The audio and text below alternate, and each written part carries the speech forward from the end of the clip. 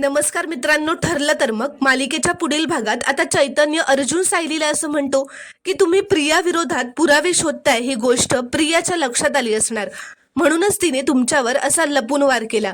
तर सायली म्हणते, हो चैतन्य भाऊजी, आणि हा असा वार ना ती दुसऱ्यांदा सुद्धा आमच्यावर करूच शकते. आता जेव्हा सायली अर्जुन प्रियाला जाब विचारायला जातात तेव्हा प्रिया खूपच घाबरलेली असते.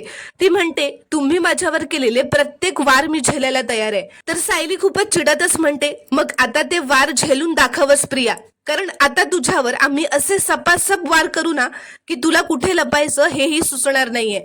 त्यावर अर्जुन म्हणतो की प्रिया, पुढच्या 5 दिवसात तू जेलमध्ये असशील हे लक्षात ठेव, आणि मग जेलमधून तुला कोणीही सोडवू शकणार नाही, आणि हे तुला मी दिलेलं चॅलेंज समज प्रिया. तर हे ऐकून आता प्रिया खूपच घाबरते.